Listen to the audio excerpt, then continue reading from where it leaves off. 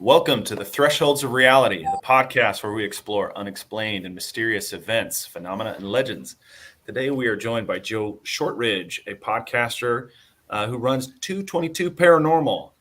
And he's going to share with us all the stories that he can fit in an hour about the paranormal experiences he has explored on his show. So strap in as we explore the edges of the unknown.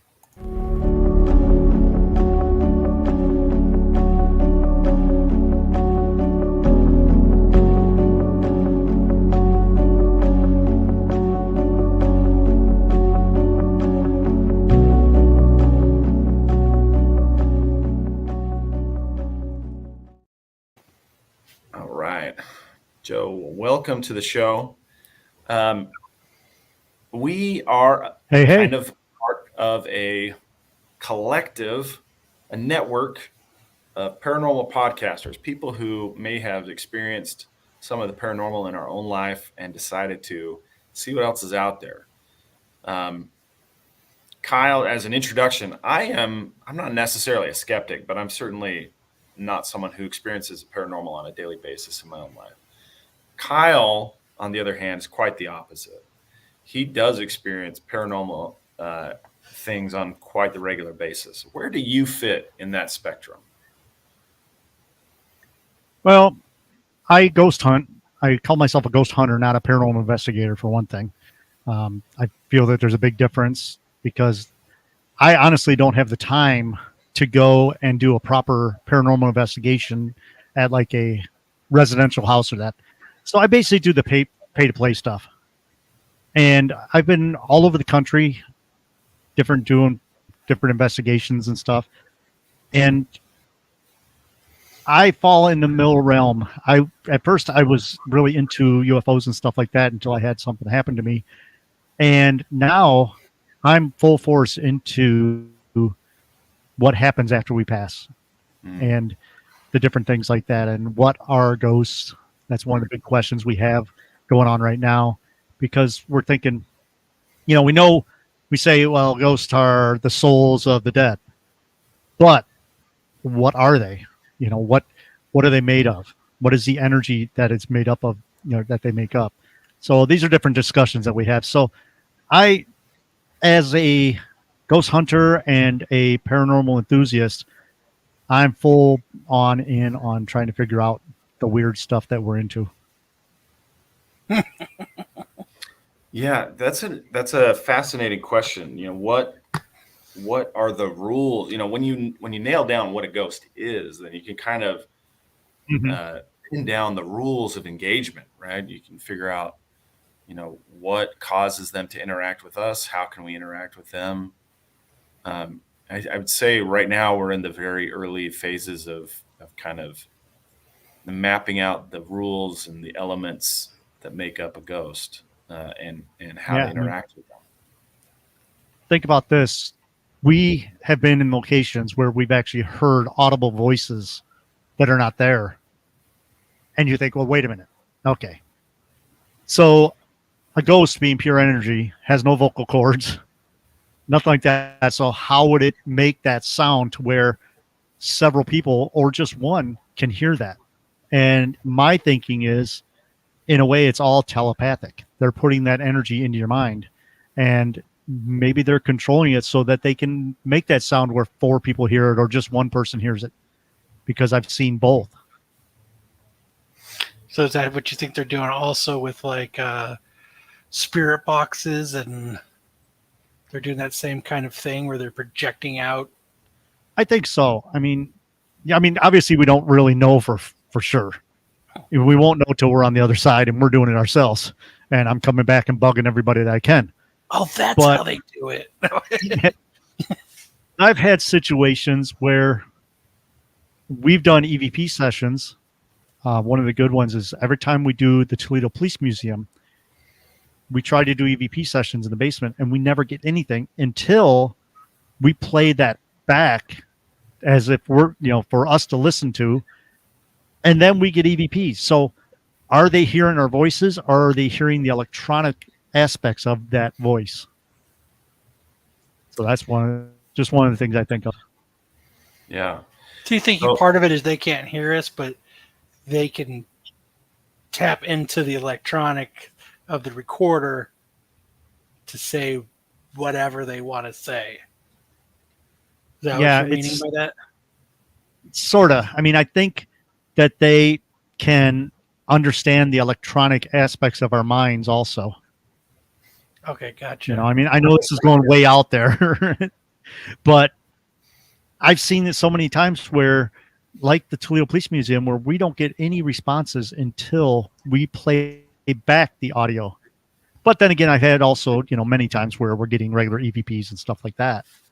But it's just, I've always been really intrigued by this in the fact that we can hear audible voices sometimes. And it's not just us. It's like everybody in the room says, wait a minute, I just heard a voice. And I've had that occasion happen to me many times. But I've also had times where somebody will be like, I hear a voice talking and nobody else does. So I don't know. That's one of the mysteries that we're really digging into and trying to figure out. So you said that there was an instance where you decided you were going to kind of focus your attention more on the paranormal aspects. Is that something that you can share with us and with our audience? Yeah, sure. Okay, so let me go back. And in the beginning, I was always into the UFOs and stuff like that growing up because my dad had a UFO encounter. So, as growing up, we were always more into UFOs and stuff. And my sister, who I do the podcast with, she was actually doing ghost hunts with a famous television crew that hunts ghosts and they do adventures. I can't say them on air, but back when they were just starting out, she was doing some ghost hunts with them and she was getting into it. And about that same time, my best friend, who basically were like psychic friends, we could tell what the other person was thinking, stuff like that. Oh, wow. She had an incident where she actually had a double lung transplant. Okay. And 5 years later, I'm sitting there at Kroger's over here. I get a phone call and they say, well, Jackie's in the hospital and she's not going to make it through the night. And I'm like, okay, I just talked to her yesterday and she was going to the Cleveland Clinic to have a test done on her lungs because every year she has to go back for this test. So I'm like, all right, well, keep me informed. And I go home like, wait a minute, my best friend is in the hospital and they say she's not going to make it through the night. So it's a 2-hour drive from my house to Cleveland. So I got in the car and I drove and hung out there. And it got to the point where everybody's kind of like, okay, nothing's happening. I said, well, I'm going to go home. Let me know what goes on. I'll give you a call tomorrow. Because I don't know, maybe I was not thinking straight or something. Here's my best friend in the hospital passing away.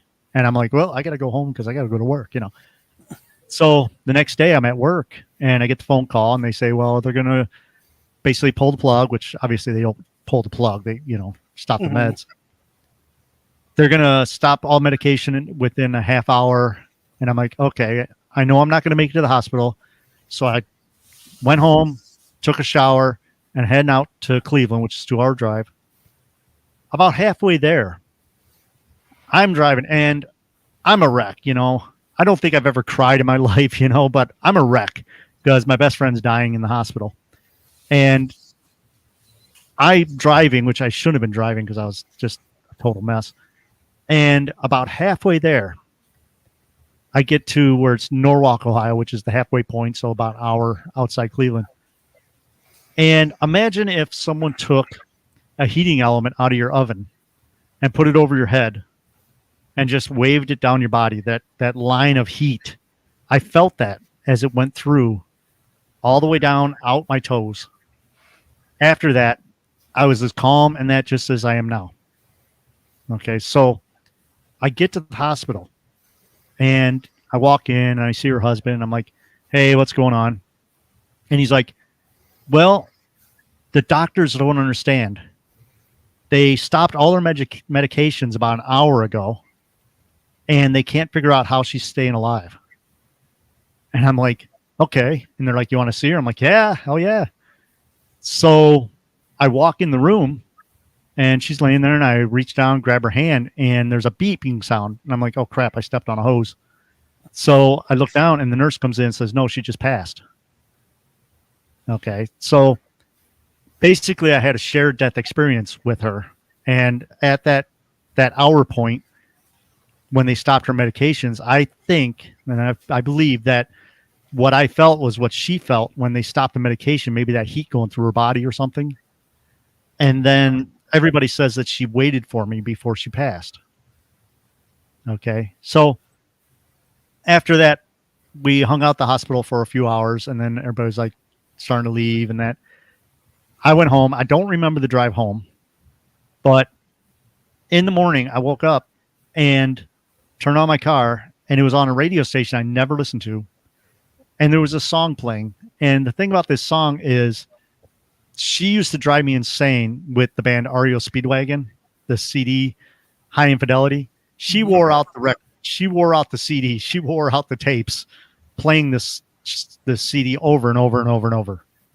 And once you know it, that song, you know, where it's, I forget the name of it, but it starts off, heard it from a friend who heard it from a friend, you know, that song. That started playing on the radio on a station I never listened to. And since then, I've had communication with her in many different ways. But the main way, besides dreams and EVPs and stuff, but the main way is through that music, that song. I will walk into stores and think, think about Jackie, and that song will come on. Or situations just like I had a couple days ago. I'm actually in the process of writing a book about shared death experiences. And in my work, I'm like thinking, should I keep working on my Year of Prophet book? Because I have another podcast called The Year of Prophet. Or should I work on Jackie's book? And just as I said that, someone's radio 2 machines down starts playing that song. Stuff like that. I was at bar about a week and a half ago. I do a float session every month where I get into a float tank and actually do a float session. I got out of that and noticed on my phone, my sister's like, hey, I'm at Rocky's, which is a bar close by there. And I'm like, okay, I'll be over. So I get to Rocky's, and our friend shows up, and she starts saying the same stuff that I've heard over and over and over, different drama stories. And in my mind, I'm like, I got to get out of here. It's just the same old story. And just as I thought that, the jukebox, which hasn't played all night, came on that song from REO Speedwagon. That's I believe it's called "Take It on the Run," to where it says, "If you're tired of the same old story." I don't exactly can't sing that, but they say, if you're tired of the same old story, and I'm like thinking that's exactly what I thought in my mind. So I'm like, all right, Jackie, I'm leaving. Wow.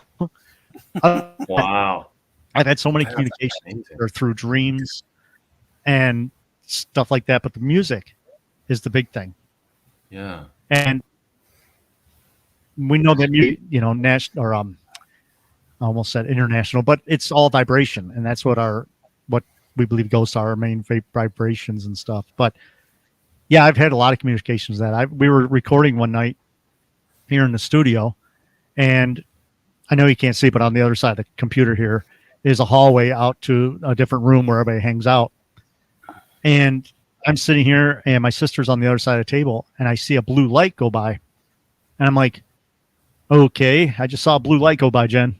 And we were done. So she jumps up with her phone, and she had the spirit box. She turns the spirit box on, and she says, I just want to see if you know who lives here. And clear as day, Class A EVP, best one I've ever heard. I hear, hey, Joe, in Jackie's voice. Oh, wow. And, yeah. Wow. It was amazing. So short story long, all this really propelled me into trying to learn more about the paranormal and what happens after we pass, because I've seen so many people communicate with people that have passed in different ways, such as music or EVPs or dreams. The first dream I had of her was about a week after she passed, And I remember clear as day in my dream, I looked at her and said, "Last time I saw you, you were dead." You know, so, but that's the kind of things that happen. That really propelled me into the paranormal aspect of, or the ghosty side of the paranormal. Yeah. And my sister at the time was ghost hunting with the other guys, and she was like, "Hey, you want to start a podcast?" I'm like, "Sure, let's do it." And 7 years later, here we are. So that experience, my mom has had similar experiences with dead relatives, primarily her Mhm. parents. Also, a brother of mine who passed when he was very young. Um, she considers that kind of a religious or faith affirming experience. Mhm. She would never ascribe the word paranormal to those Yeah. experiences. What do you think is the distinction or maybe the overlap between a religious experience of that nature and a paranormal, spiritual versus paranormal? Yeah.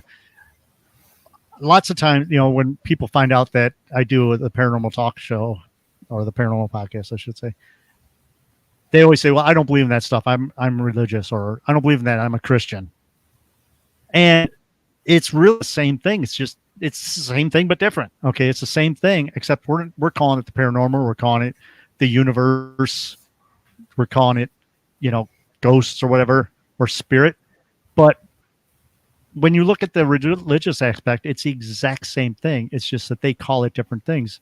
So one of the things I always say is, so you don't believe that Jesus died and 3 days later he ascended to heaven and then came back, and his apostles didn't recognize him because, as they state in the Bible, he was a ghost. And they're like, well, that's different because that's Jesus. I'm like, no, no, no, no. It's really the same thing. It's just we call it something different. We believe that, and every religion has their funeral rituals where they say that the soul is ascending to their type of heaven. And so it's the same thing, I believe. Yeah. Yeah, I agree with you. I think it is. It's just different names for the same thing. Rose by Mhm. any other name, right? Yeah. And one big thing too is a lot of people we use the term paranormal, and I believe that a lot of people, when they say paranormal, they just think of ghosts. Well, paranormal is anything other than the normal. Hmm. So we're talking cryptids, we're talking aliens, we're talking ghosts, anything. And that all is part of the paranormal. Yeah, absolutely. Mhm. So tell us a little bit about the types of explorations that you conduct. You said you're a ghost hunter, um, Yeah. and so that to me that's kind of like me. I would say Kyle has a little bit more Mhm. sensitivity to these types of things. When I go on a ghost hunt, the last ghost hunt we were on, the psychic who was there described me as a closed circuit. Okay. she said you don't have any type of sensitivity, and I was like, yeah, you're probably right. But Yeah. That's what um, people ask me if I'm psychic. I'm like, I'm psychic as good as a rock. I mean, yeah, I don't. I mean, how people always say, well, I'm empathic. Well, everybody is empathic because you can walk into a room and tell when there's a fight in the room or that. That's part of being an empath. yeah, But sure, as I say, I consider myself a ghost hunter. And the only reason I do that is because if you're going to be a paranormal investigator and you're going to do a proper investigation, lots of times those investigations will be 3 months even before you show up at a location. You have to do the history. You have to do, Mhm. your back studying what happens in that location, study the people that have lived there. When you first go in, you're going to do your, what do you call it? Or you walk in and you find out, okay, it has an old furnace. This creaks here.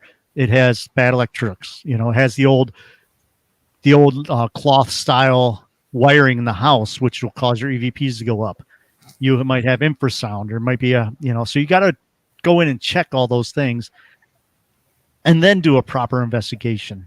And I I ghost hunt with a lot of different teams, and a lot of the good teams that I go with, like I said, some like Toledo, Ohio Ghost Hunter Society, they won't even step into a house for at least 3 months because they're doing so much research on that house and the people and the history and stuff like that to see what is there. So that's a proper paranormal investigation. I pay to play. I ghost hunt. Yeah.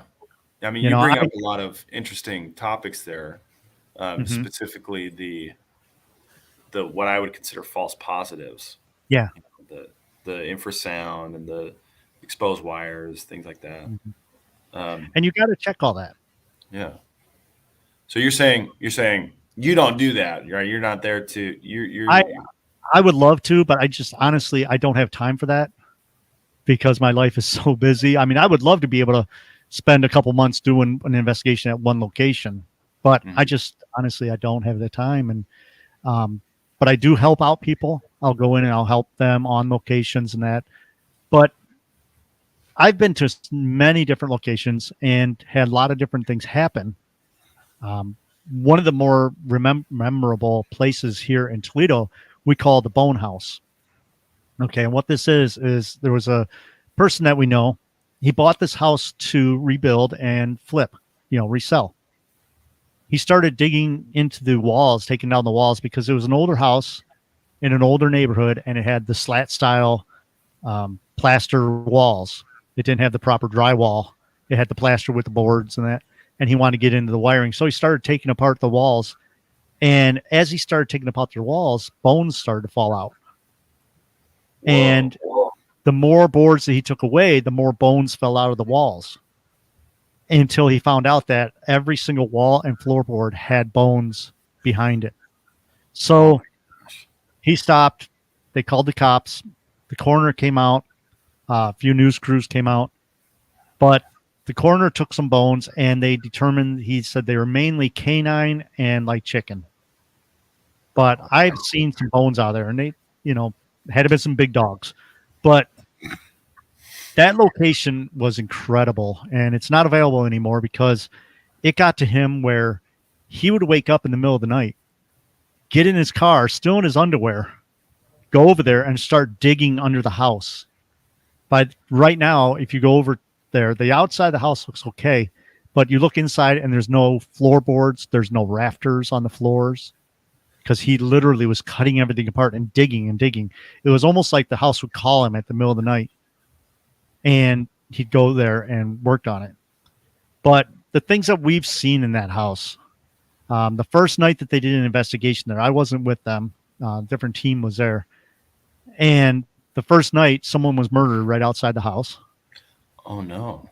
And then when I started going there, we had things happen. One of the, when you put new windows in a house and the new windows kind of don't fit because the older style homes had the taller windows and everything. Mhm. And I looked and I'm like, I'm surprised this place has no bats. And just as I said that, a big, probably a foot and a half wide, white bat flew over our heads and everybody saw it. Now, two things. It wasn't a dove. It wasn't a pigeon. It was a bat. We all saw it, but it was white, and we don't have white bats. Okay. Yeah, that's very rare. And we searched that house for that bat, couldn't find it. So that was one weird thing that happened. There have been boards ripped off the walls and thrown at people. When they were doing the house, when they were working on the house, they pulled up boards and found love letters. They found women's underwear. They found combs. They found children's clothing hidden in the walls. Now, a lot of that could be when they built the home back in the 1800s and stuff. When they built homes, they would put stuff in walls to bless the house. But they found things like love letters written in Spanish. They found combs. Just weird, random stuff. And every time we went there, something happened. We talk about like the K2 meter. That was useless at that house because you could stand on the front porch and the K2 meter would just show the green light showing that it's on. Reach your hand inside that house and it would go to red and just stay there. Oh, Okay, geez. so we're like, okay, wait a minute. Now the train station's right down the street. You're getting all this activity. Are there high tension wires running under this house? So we went to the library and went into the historical area and started looking up city planning and stuff like that and found that there were no wires under this house. There's no sewers. There's the drainage for the house, of course, but there's no like big tiles going under there. And the thing about that house is too, there was no electricity, no running water. because he had everything shut off so he could work on the house. And that house was incredible. There was so much stuff that happened there. So the history you of guys the went house. through and you eliminated all the false positives that could be there, right? Yeah, we did I went in and helped these guys out, and they spent a lot of time there. But there were so many crazy things that happened. I was there one night, and the owner was there, and I'm like, really? There's bones underneath every board. He's like, wait a minute. He went over, got a hammer, pried up a board. I watched him pry this board up. Underneath the board he pulled up was a little end of a bone, probably half inch to an inch long, carved into a face. And I have that picture. I should have put it up on the computer so I can show you, but I'll send it to you after the show. But this little bone carved as a face. I'm like, okay, I'm kind of a believer now. And of course, we put it right back. That's one big thing. But the history of this home is there was a lot of activity from what they call Santeria. And and so there were sacrifices in that house up in the attic. And for anybody who doesn't know, Santeria is like a mix of like Native American and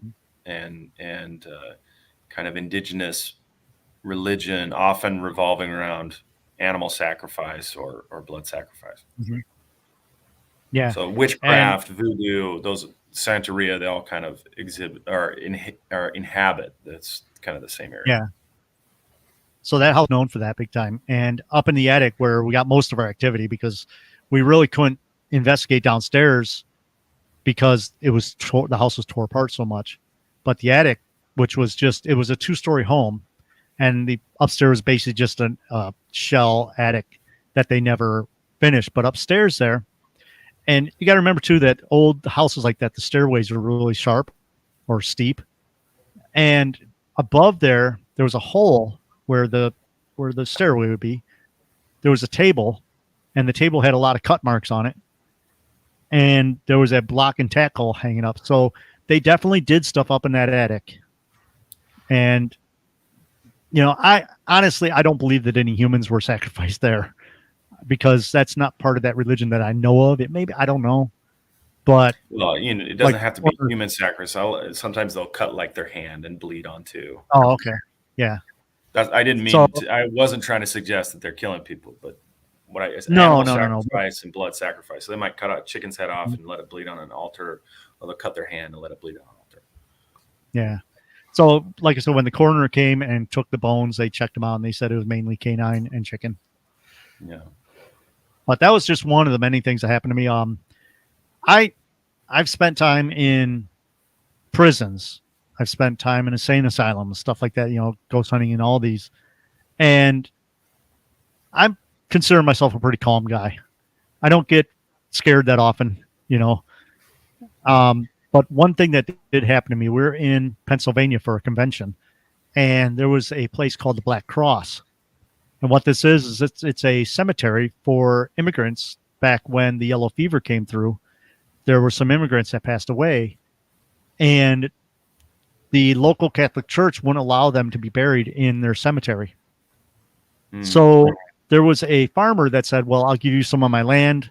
I've got this, hill here, and I can't farm. It's like a woodsy area. So he says, you can use that. So what they did was, the reason why they call it the Black Cross is they erected a cross made out of railroad ties. And we were at a convention, and we're like, we always end up at the cemeteries. We always go to cemeteries because that's where the history is. And I saw this on the map. I'm like, let's check this out. And we drove out there, and it's pretty far out. It is in a neighborhood, but it's one of those neighborhoods where the houses are like 200 yards apart. So it's just this dirt road, come up, and basically all that's left there right now, the cross is gone. But if you took a 5-gallon bucket and filled it with cement, flipped it over, that's the monument that's left there. There's really nothing there. But it's a small field, probably, I'd say 25 by 50. Well, we were there, and we could hear babies crying. We heard voices. We heard, or it felt like the trees were staring at us. And it was me, my sister, and our friend Josh. And even my sister's like, did you hear that? I'm like, I thought I heard something. She's like, I swear I hear babies crying, which doesn't make sense because they're, the immigrants, unless there were babies buried there, I don't know, but the story goes that there are no babies there. But, we heard it. And I'm sitting there and I'm like, okay, this is cool, and we didn't really have our recorders out. My sister did have her phone. She was recording as a video, but there was a stump next to me, and it was probably a 3 to 4 foot stump with a red bow on it. I'm looking, I'm like, okay, this is interesting. And I look at it, I turn away and I look back, and there was a guy. Basically, the stump turned into a guy. He was coming out of the woods at me, and I saw him. He had on gray wool pants. He had a red shirt. He had a flip-it style hat on, and his skin was like ashen, sort of like what I look like under this lighting. But not at all. It freaked me out. I mean, I've seen, different full body apparitions, but I haven't had one like jump out at me like that. And it was just a 3 to 4 second thing where I saw him and then he vanished. But my sister says I jumped about 3 foot, but my adrenaline was pumping that day.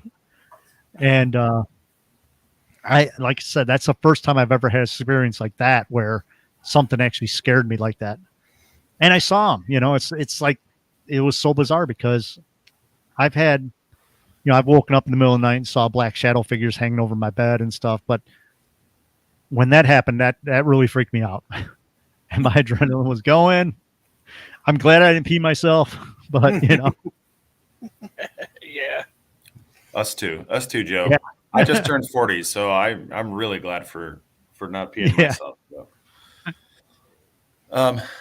Like I said, I've spent a lot of time in different locations, and that was cool. So if you look it up, it is on Google. Check it out. It's called the Black Cross. Really interesting.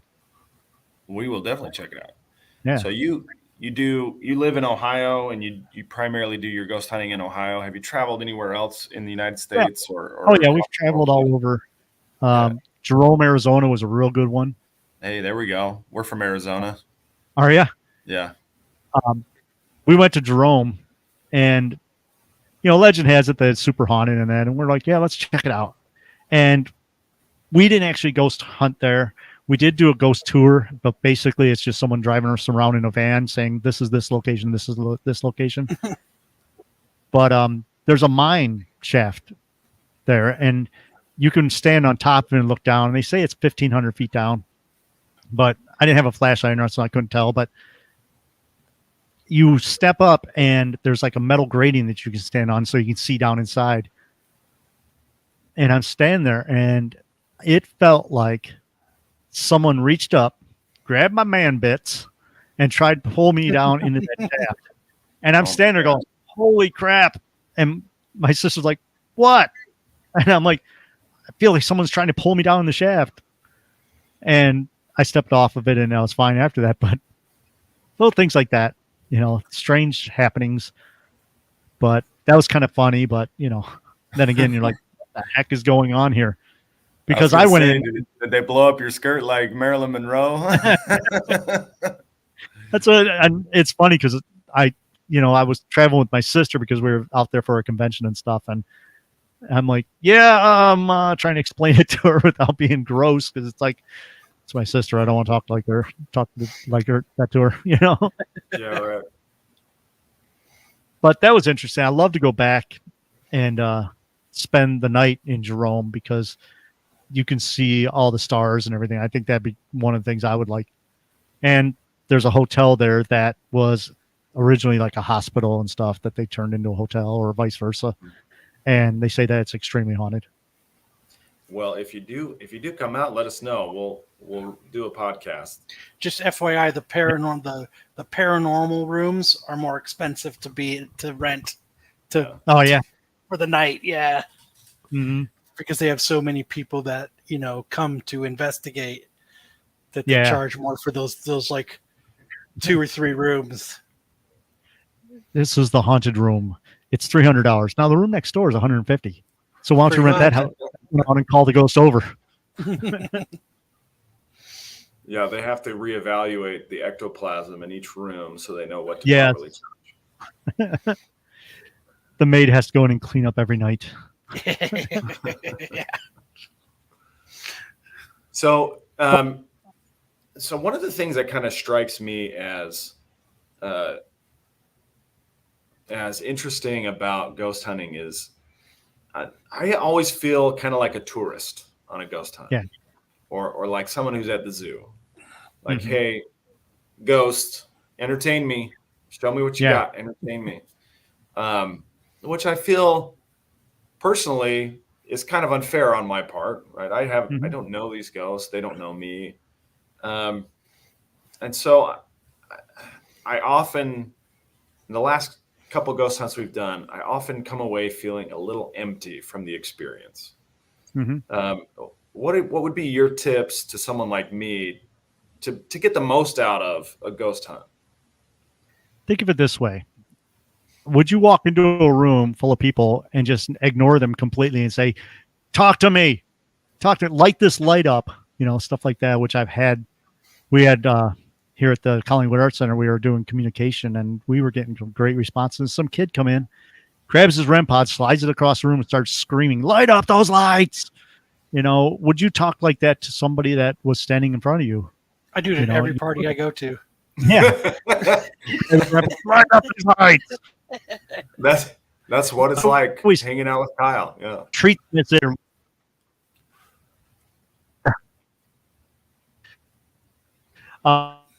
um, but treat them as if they're standing in front of you because you get them.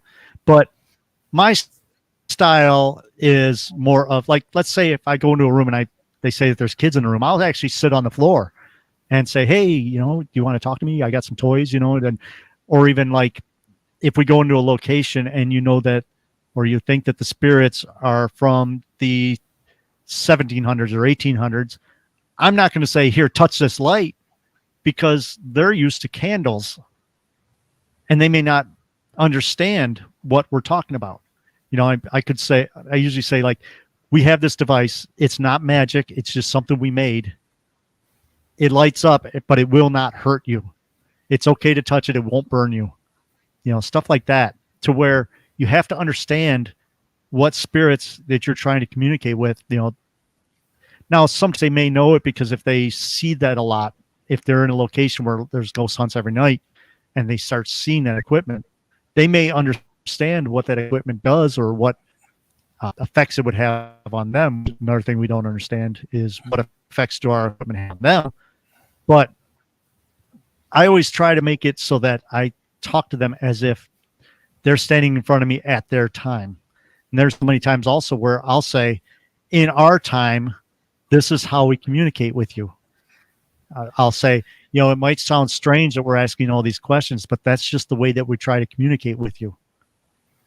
But and like a REM pod, great example. I don't go into a room and say, turn on that REM pod, because they look at or think, what the hell's a REM pod? What is that? They don't understand. So I explain to them, this is a piece of equipment that we use to communicate with you. It's not magic and it won't hurt you if you touch it, but it's just how we communicate with you and stuff like that. And then again, we use dowsing rods a lot, and we find that the dowsing rods work great because it's something that they might understand because they've been around for 8,000 years. So you never know. And I've had situations where my friend Miranda, who owns a jail down in Huntsville, Tennessee, she's known as the ghost biker. She's known as the ghost biker. And one that she uses is she'll take a whiteboard and write on the whiteboard a question and hold it up.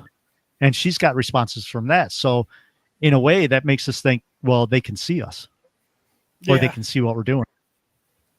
But, when we hear responses from them, it's usually almost like a puzzle that you have to put together, because they're not coming out and saying, hi, I'm Frank, I'm from the 1800s. They're just saying bits and pieces of words, and we have to figure out what they're trying to say. So do we sound like that to them? We don't know. Interesting. Yeah, I can see that. So when you've had these experiences, for the most part, it seems like you're having pretty positive experiences. Is that fair? Yeah, yeah. Have you ever had I've any I've scary or negative honestly, I experiences? don't think honestly, I don't think so. I've not that I can remember. I've had things like here at the here in Toledo at the Collingwood Art Center, which is an awesome place. If you ever get into Toledo, I'll take you over there and we'll show you some haunted stuff. But Fair. I was there for a convention, and during the convention, people were seeing a lot of stuff. There was a lot of activity, and it's Joe. I don't know if you know Joe Chan from one of the TV shows. We were sitting there, and I'm like, "Hey, Joe, you want to go see a creepy basement?" And he's like, "Hell yeah!" So we went down the basement, and we're staying there, and I had a wall pushed over on me. And when I say wall, I'm talking, like an office divider, not a full physical wall. The carpet covered dividers. Yeah. I had one of those pushed over on me. I thought that there's a DJ here, Grizzly. He was with me, and he's got bad legs. So the wall started moving, and I'm like, "Oh, Grizz is holding on the wall." So I put my shoulder into it because he's behind me. I'm like, I don't want him to fall over.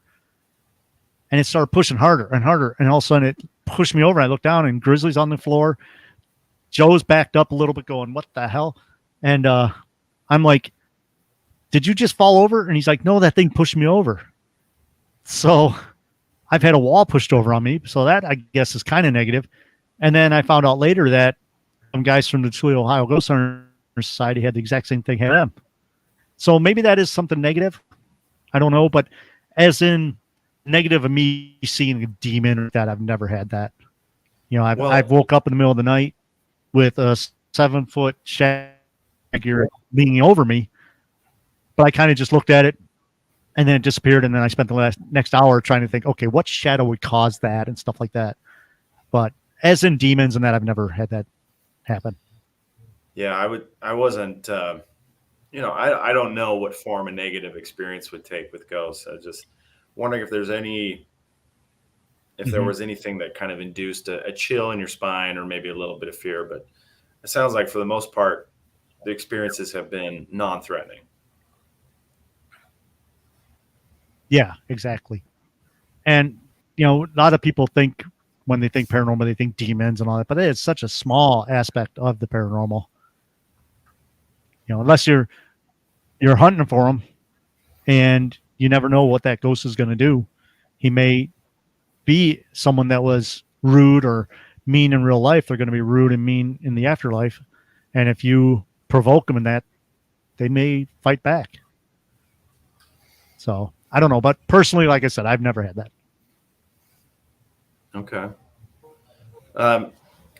Yeah. So Kyle actually, he has had a lot of these types of paranormal experiences in his house.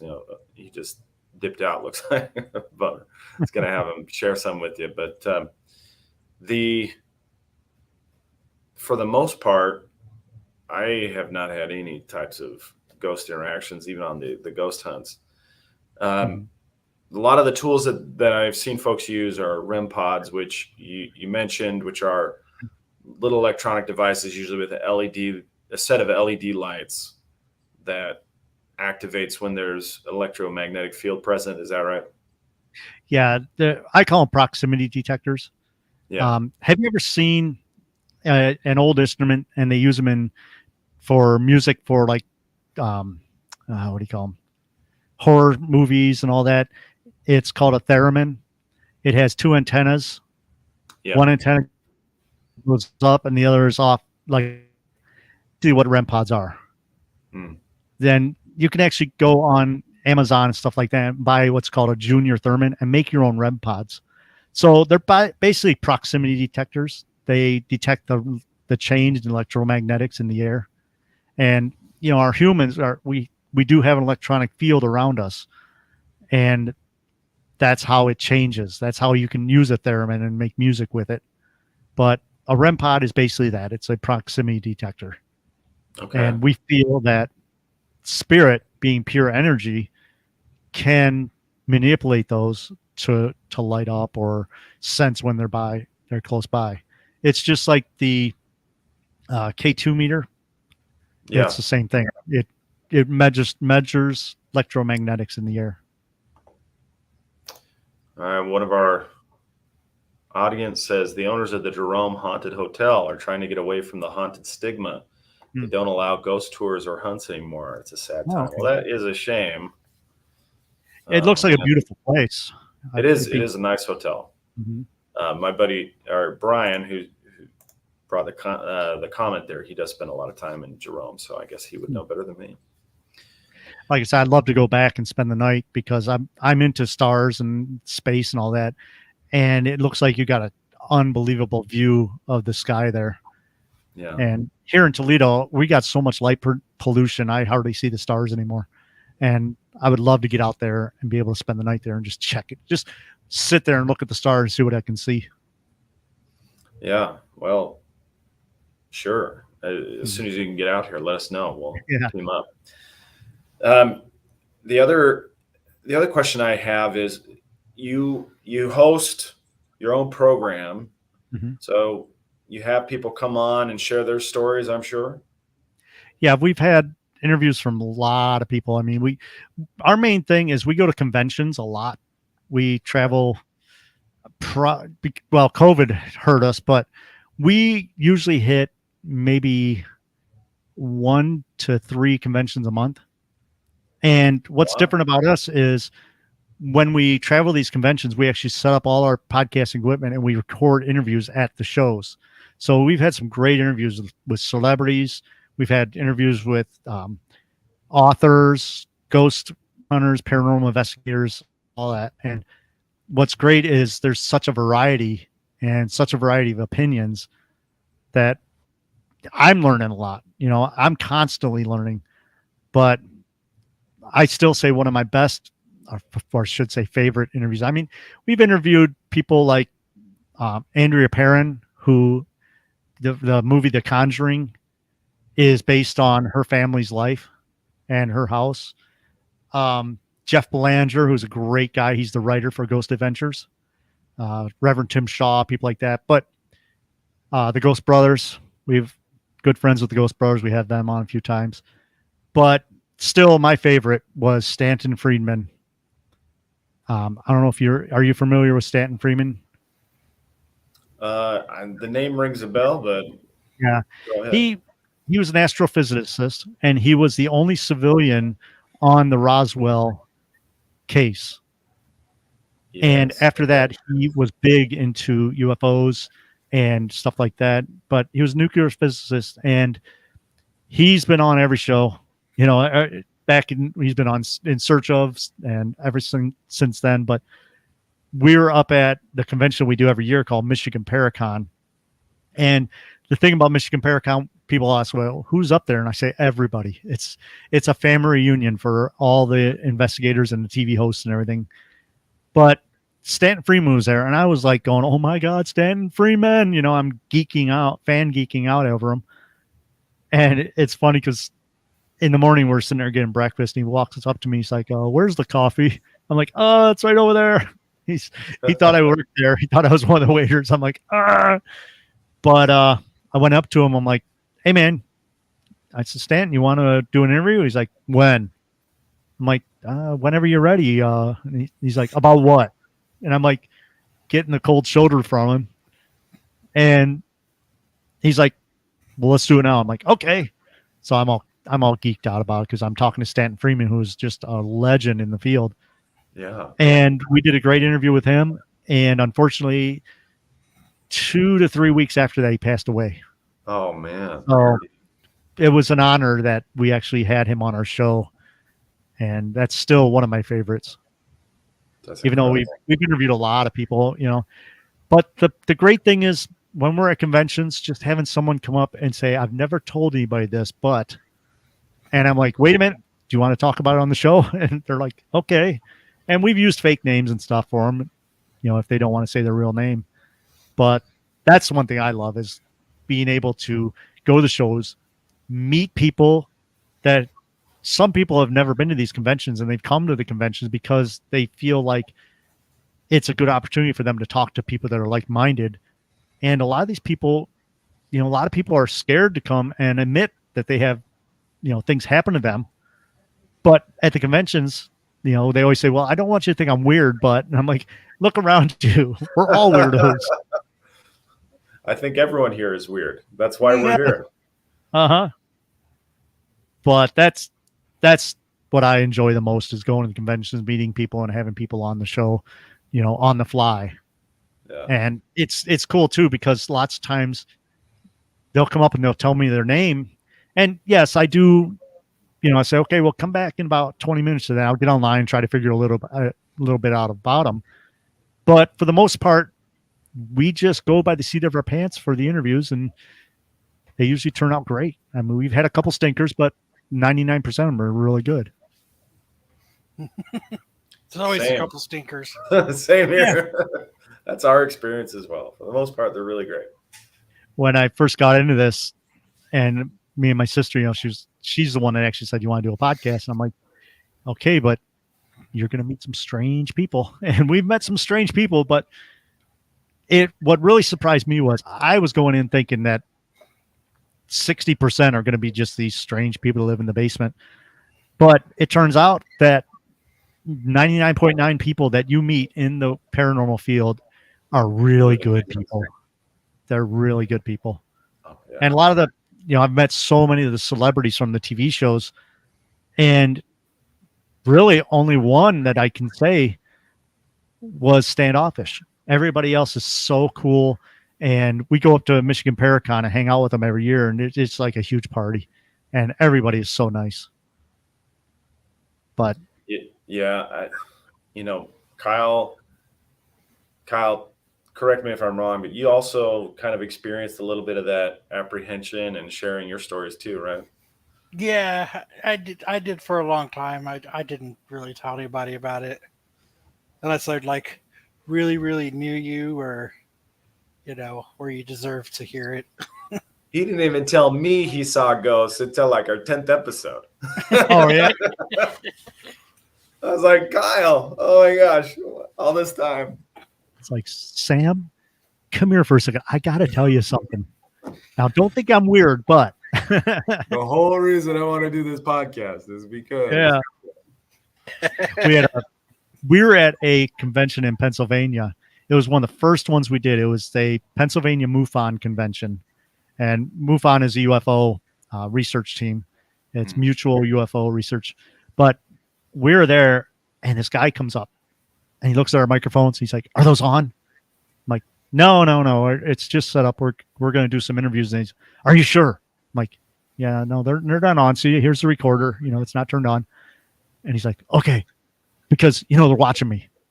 And I'm like, "Okay, who's watching you?" And he says, "They are." I'm like, "Who's they?"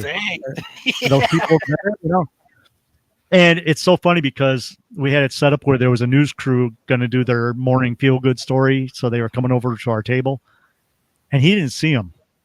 So they're walking up behind him with their cameras and everything. And the reporter and they walk up, and he turns and sees the camera, and he literally ran out of the conference center. And it's funny because downtown Erie, Pennsylvania, the conference center has giant windows. So you could actually see him running out of the building and then down towards the parking lot. I'm like, dude, you don't have to run that far. But that was one of the fun ones we've seen. That's great. Yeah. Yeah, we had a guy on our show. He might be interesting. Like he had some wild stories. We called him. His name is Johnny G, or he goes by Johnny G. We called him Jason Bourne because he was like a combination of Jason Bourne and a porn actor. And just told us these wild tales about being like a super soldier or a remote control super soldier. And it was a wild story. And the things that you see or that you hear about the people that you meet in this kind of realm, like they really bring a whole nother realm to light.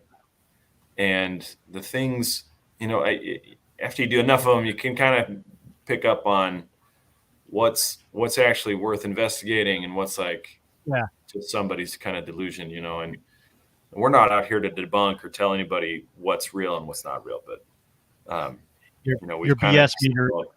yeah, Yeah, you kind of your develop the meter BS is meter, and crazy. it gets refined over time. But also, I've ran into a lot of people like that, and I just talk to them the same way as if I'm talking to you or that, and what they believe, and who am I to judge what they believe? Now, I did interview someone, and he's a really nice guy, but halfway through the interview, he's like, "I'm the light." I'm like, "You're what?" "I'm the light." When people pass away, I'm the light they go to, and I'm like, "Okay, Oh, you're God. Okay. yeah." So I'm sitting there, and hey, if that's what he believes, that's what he believes. Who am I to judge? And I'll be damned if when I pass away and I look over and he's standing there, I'll be like, "You're right, you're right, you're the light." Yeah. That's the last thing I want to have happen, though. Just some guy just standing there. Hey, Yeah. what's up? So I Good luck. I'd listen to everybody's story, and I won't judge someone because hey, they may think I'm weird. When I know I'm with you, except for I would add one caveat. I won't judge someone publicly. I will yeah. judge them internally, but Yeah, when not publicly. you're sitting there thinking, "Shut up, shut up, shut up." No, but hey, No, another definitely not another. shut up because it's great content. But It is, yeah. When you start a podcast, and you know this from starting yours and all that, you niche down to that one avatar that you're going to talk to because podcasting is such an intimate thing. You're talking to someone in their earbuds, so you're talking right to that one person. yeah. And when we started, I niched down that person that I wanted to be our ideal listener. And I said everything in my mind about that person, and that's who I'm going to be talking to. And I'll be damned if the first convention we did here in Toledo, he was standing across from us the whole time, just staring at us.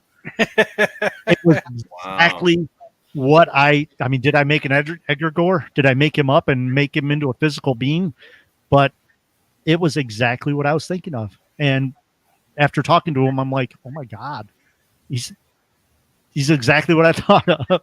You manifested him. I He think appeared. so. I think I made an Edgar Gore, and now he's walking around. That's wild. Yeah, I really have enjoyed doing this podcast, and we've had some very special experiences doing this podcast. Mhm. You could call them paranormal, you could call them spiritual, whatever you want to call them. And kind of my guiding philosophy in recent years has kind of been made manifest here a little bit, but it goes something like this. And you bringing up the guy who says he's the light kind of reminded me of this, but it's you. Life proceeds in 4 phases. You look like Santa, or you believe in Santa. You don't believe in Santa. You are Santa. You look like Santa. Yeah. And it's just kind of a funny thing until you realize, Santa really is just another name for God. Yeah. All seeing, all knowing, all present. And so if you swap out those words, and it really becomes something extra meaningful, I think. But Yeah. part of what we do to manifest that Santa-liness is this podcast to bring to light the stories that people want to share. Yeah. Let me ask you, have you had anything strange happen to you while you were recording, or have you had any of your listeners say something happened? Because we've had a few. We've never had any like on air. We've done a couple of ghost hunt episodes, but the one thing that really kind of blew me away, we've had 2 psychics that came on and kind of did readings for us. One of them predicted that my son's flag football team would struggle for a long time. She ended up being right. They struggled for a long time. And then we had another fellow who came on, and it was just me. Kyle was not on that episode. It was just me, and he started reading. Started getting a reading from my brother who deceased a long time ago, and started talking to me, like relaying messages from my brother, and those two experiences, I were very special to me. I don't know about you, Kyle. What do you think? I mean, the only time we've had a couple people on that said they've seen people standing behind me, Mm-hmm. but they never showed up on the recording and we couldn't see them. Yeah. But they would describe. And then we had another person, she emailed us and she had said that there was like someone that was like in druid garb that was Mm-hmm. standing behind me. But that's about it. Yeah, we get emails from our listeners all the time saying that they heard EVPs during our show and that. And I edit all the shows. I listen to them over and over because I'm editing. And there's some that I'm like, what was that? You know, but we get people all the time saying that. And our last show we did 2 weeks ago, someone said at the 14-minute mark, I hear a voice. I'm like, okay. So I went back and listened. I didn't hear nothing. But one of the major ones, and I'll send you this after the show so you can listen to it. But we were doing a show about the Greenbrier ghost, which is one of the only ghosts in recorded history that solved her case in a court of law by giving her mother dreams. And we were doing that. And at the end of the show, we're doing our outro. You know, I'm saying, hey, check out Jen. My sister Jen does reselling. So I'll check out her page and that. And just as I'm saying that, a woman screamed. And it was only picked up in my track because, you know, we run 3 different tracks. We run my track, my sister's, and the music. And all of a sudden, we both heard a woman scream. So I was like, what was that? And then, of course, like a dork, I'm like, yeah, you know, but we both heard it in our mic or in our headphones. And we went back and played it. And I went through all my electronics trying to figure out, okay, could have been a wire cross, could have been this, but I'll send it to you. It sounds just like a woman screaming, but it was only picked up in my track. It was not in her track. Wow. So is it? I don't know. You know, does it go back to like when we started the show talking about electronic voices? You know, is it something to do with our electronics? But we've had situations like that, you know, and like the day that I saw the blue orb in the room here, the visible orb, you know, we've had weird stuff like that happen to us all the time. Yeah, I had to leave because the boss called, but I think Sam was getting into a couple experiences that I had. And I think that's what he was starting to get at. Yeah. And when we were talking about more evil stuff, and I've talked to this on the podcast, when I lived at my parents' house growing up, you would get into the shower. And as soon as you start taking a shower, you just get scratched up instantly.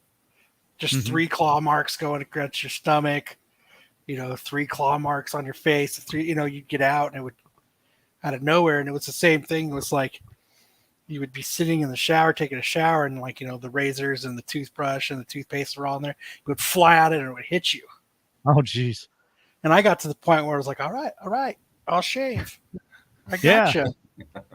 Okay, I'll brush my teeth. I understand. Yeah. But it wasn't just me. It was everybody in the house. Interesting. And it was like that for a long time. And you just got used to it. Oh, yeah. I mean, what else are you going to do? Yeah. I mean, if they're so persistent that they want to keep throwing stuff at you. Yeah. So, and then I had another, I don't know if you call him malicious. He was just kind of a dick. And I've told this story as well. We were living in a townhouse, and there's like probably 3 or 4 ghosts that were in this house, in this 2-story townhouse. But like, I don't know if you call him malicious, but I think he's more of a dick because he would just pace up and down the hallway screaming to shut the fucking lights off. Yeah. All night long. It's dark, dude. We're in bed. It's 3:00 in the morning. There's no lights on. Mm-hmm. You know, and it was just like, it was just hard to sleep. Yeah. Like there's a ghost in my house. One of the ghosts in my house right now likes to walk up to the front of the bed and go, George! There ain't no George here, dude. You're in the wrong house. You're right. Yeah. Maybe you need to go next door. I don't know, but Yeah. you're in the wrong house. There ain't no George. I don't know if George used to live here or what, but he's not here no more. Yeah. But it's so, and I always talk about this, time. It's so normal now for me and my family that it's just part of our daily lives. Okay. And we just let them do their thing. We let them hide Yeah. stuff. We let them move the stuff around. We let them pace up and down the hallway. We let them open and close the doors. We just let them do it. Yeah. We don't get bent out about it. We don't really get scared anymore. We don't just, just let them do their thing. That's all they're doing is hanging out. Yeah. As long as you don't leave the door open, I don't care. If they're going to move stuff, they should clean while they're there. Yeah, get out the broom. And chip in on the mortgage. Yeah, exactly. Can't live there for free. No. Well, Joe, we really appreciate you coming on. So if people want to find you, where can they find you? Easiest way is we have our website, 222paranormal.com. That pretty much is the guidepost for everything. But if you want to listen to podcasts, the 222 Paranormal Podcast, it's available anywhere you get your podcasts from. The big ones are iHeartRadio and iTunes, or Apple Podcasts as they're called now. Yeah. But I've anywhere put the links to your website. Sorry, I put the links to your website and your YouTube channel in the chat, so anybody can check those out. Awesome. Yeah, I'm working on the YouTube channel. There's not much there. I'm working on the YouTube channel. There's not much there right now, but I'm working on that. So give me time. All right. It's only been 7 years. You'll get around to it eventually. You'll get to it. Thanks so much. For our listeners, if you have liked our content today, make sure you like, comment, or subscribe to the channel. It really helps out, and our channel's still growing too. Otherwise, keep on exploring the edges of the unknown.